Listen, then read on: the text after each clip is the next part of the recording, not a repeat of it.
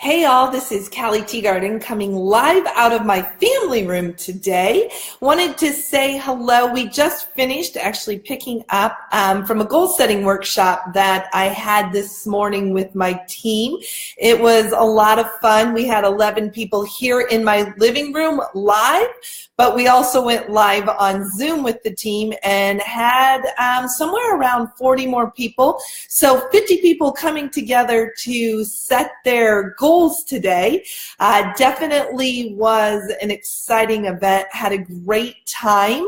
And so I wanted to come and share a little bit of what we talked about today and in goal setting. So we started, if you've never goal set, why not start this year? Make 2018, that's going to start in 2 days, your best year yet. Because if you write down your goals, you're a lot more likely to exceed or to have them come and be successful. So one of the things we talked about in the workshop today is creating what I call a top 100 list, also known as a bucket list.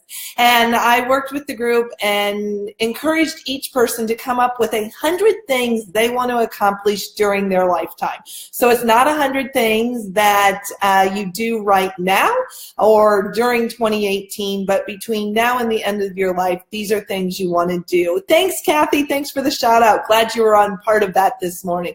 But what do you want to do? What do you want to accomplish in your business? What kind of money do you want to make? Are you like me in network marketing where you have different levels? What rank advancements do you want? What do you want to travel, or where do you want to go? Could be different places. Where do you want to live? What kind of house do you want to have?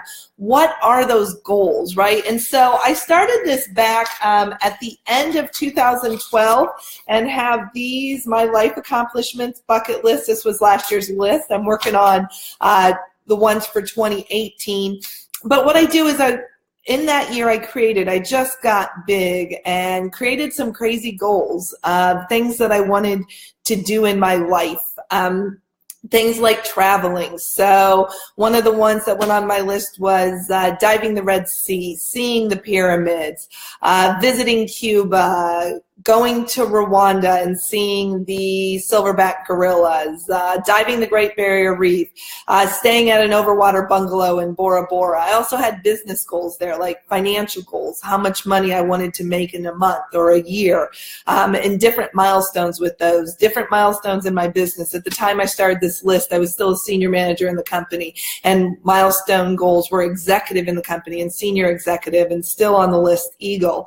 What else do you want to do? I have charity type of goals, giving away $100,000 to charity in a year, helping, reaching out to a friend in need, going on a mission trip in Central America.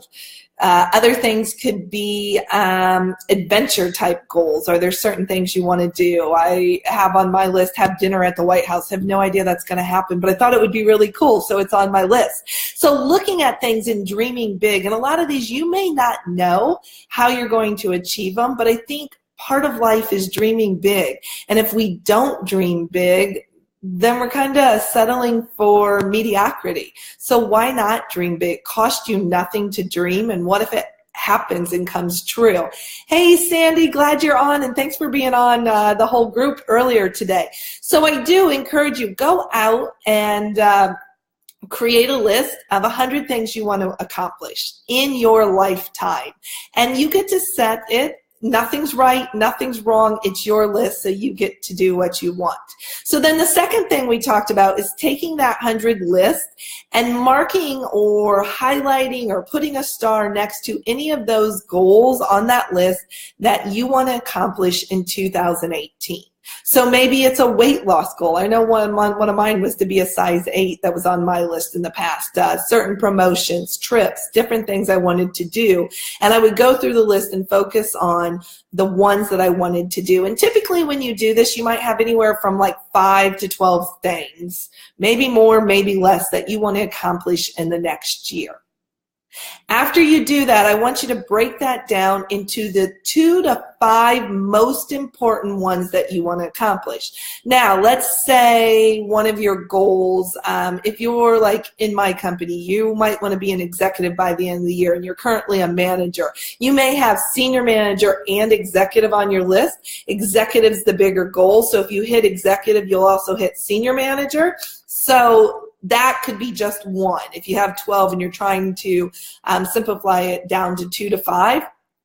So you want to pick those that you're most want to do that year. Maybe one of your goals this year is you want to travel somewhere. That could be one of them. So pick what would, at the end of the year, if you would achieve these 2 to 5 goals, 2018 would be the best year of your life. That's what you're looking at, the big ones you want to do. And when I've worked with coaches in the past, they say 3 is really all that someone can focus on in a given year. I had 4 last year. Doesn't mean I hit them all. I definitely made strides to them. But again, I say 2 to 5, knowing that on the lighter end, 2 to 3 is probably best. But if you can't divide it down, get it to 4 or 5. We then today talked about creating SMART goals around that. So specific, measurable, achievable, or like actionable. What are the actions? Results, time. There's different, realistic for our different words. But the whole point of that is figuring out what you need to do to make that goal happen. So let's say your goal is to lose weight. You want to lose 40 pounds in 2018 and you want to be, let's say you currently weigh 200 pounds and you weigh 160 by the end of the year. Okay, so what needs to happen for you to get to 160? What does that look like? What are your milestone goals? What are those measurable goals? What kind of plan, what diet plan are you going to do? Is that achievable? Like if you said, I'm going to lose 60 pounds this month, is that really possible? Or 40 pounds? Probably not. There are some ways, but can you maintain it? But if you lose 40 pounds over the next 12 months, yeah, that's 3.5 pounds a month. And maybe the first month it's 10 pounds because as you go, it might be. But what does that look like? What are your action steps? Are you going to go low carb? Are you going to go low fat? Are you going to go and be on a different weight loss program, right? Are you going to eat, so many calories 6 days a week and then on 7th day you get a cheat day that you can have whatever you want? Or are you going to use this by getting healthy and going to the gym so you're committed to going to the gym 5 days a week, right? Breaking it down into those actions. If it's a goal, like I'm in network marketing, so if you want to achieve the next rank in your company, what does that take? What's your volume requirement? And really you want to take that not just to the money, but what does the action look like? We talked about if you needed to sign up to hit your goal, you needed to sign up 5 new people a month and you had to show 6 people to sign up one. That means you would show 30 people over the month. So that means if you were working every single day, you would need to do 1 presentation per day to hit your goal of signing up 5 new people. Now you could even divide that back. So if you needed to present to 1 person a day, how many people do you have to reach out to set up 1 presentation? Maybe that's 5 people. So 5 people get you 1 presentation. Once you have 6 presentations, it leads to 1 person signing up. Those are the things. You want to get this back into action. Action's what's going to drive you. If you've set goals in the past and have written them down, but then don't achieve them, usually what's missing is what does it take to achieve the goal, right? What are the action steps? Because just writing it down kind of gets you in the mindset, but if you don't tie that goal to action, right? I said for years I wanted to lose weight, but I never took the action. It was just kind of a dream out there.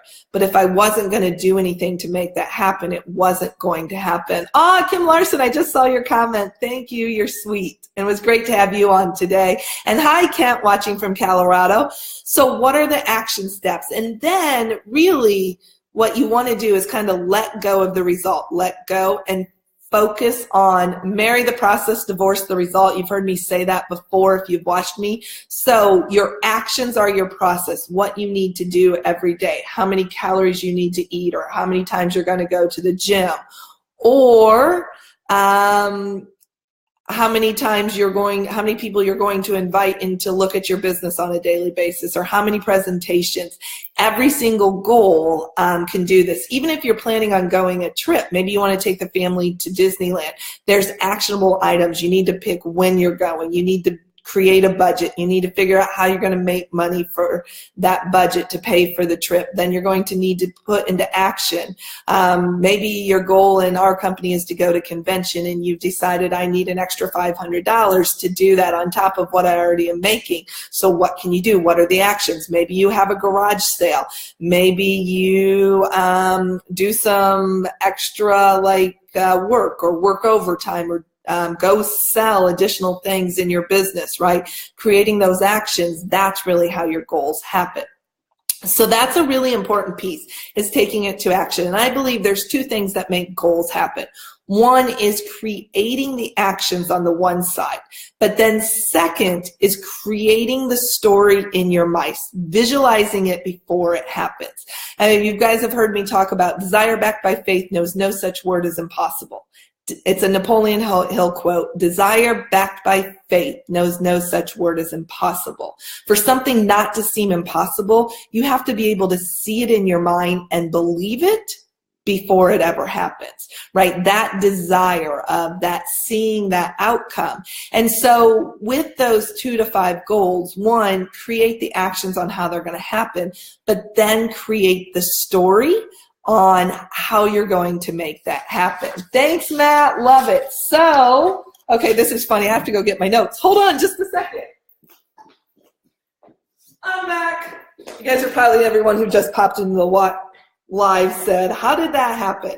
So when you're, I can actually show you guys. So there is a 5-step process in creating the vision of what you want out of each of your goals. And I believe this is so important. It's not just having the action steps, it's believing it can happen. So one is have your goal. Take one of those goals. What is the goal? Number 2, I want you to write down, find your why. Why is that goal so important to you? Why does it matter? Why is that one of your goals? Number 3, I want you to visualize the why. So I want you to come up with a short story on what it looks like. Why? Number 4, I want you to describe the emotion you feel while visualizing it. And number 5, use those words to create an affirmation. And I can put that up later. But 1, have your goal. 2, find your why. 3, visualize the why. 4, describe the emotion you feel while visualizing, and use those words to create an affirmation. So I'm going to go back to one that I had created. Most of you know I lost a bunch of weight a couple years ago, and so one of my goals was to weigh 160 pounds. I can't believe I just said that on a live, but I did. That's being vulnerable and real. And so the reason, so 1, what was the goal? That was the weight goal, right? That was my goal. The second thing I said to do was find your why. So what was my why? My why to be able to weigh that was because I want to be healthy and take care of my body so it'll last me my lifetime, right? I want to be healthy. I want to be fit.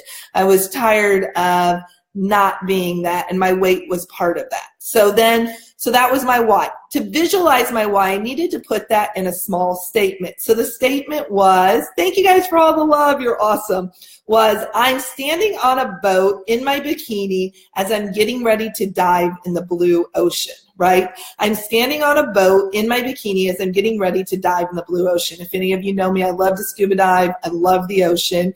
I used to never wear bikinis. I do now. So that was a really good visualization for me to be able to have that goal. So then the 4th is just describe the emotion you feel while visualizing. So my emotion was I feel sexy, I love my body, I'm happy, I love the beach, right? Then what you want to do is take all of those words and either create an affirmation statement. So an affirmation statement, I kind of consider it a long sentence, or create a full story around that goal. Hey, Michelle, glad to have you on. You are so welcome on the workshop. So an affirmation statement, I have one on this goal. So after doing that, I created an affirmation statement, and is, I really love being healthy, happy, and full of energy as I feel amazing and sexy in my size 8 clothing. So it wasn't as much about the weight anymore, but it was about the feeling. I really love being healthy, happy, and full of energy as I feel amazing and sexy in my size 8 clothing. That's awesome, Kent, that you're a scuba diver. Very cool. So back to the emotion, right? That was my statement. And when I was 60 pounds heavier, I had that statement. And one of the things that I realized in doing this, the story, the statement, your mind starts believing and knowing it can happen. Because it wasn't, I didn't lose the weight first. I didn't get down to the 160s and then I felt happy and amazing and sexy. I actually felt that first. Right? The statement and the story I put in my mind allowed me to feel sexy, to feel amazing, to be happy, to be healthy. And by doing that, the weight then came off. It's not that I didn't take action because I had an action plan, but the feeling was first. So the desire backed by faith knows no such word as impossible. It was that feeling and knowing that, believing that statement first before I hit the weight goal is what ultimately led me to hit the weight goal. And I hope that makes sense. So it can happen in other things.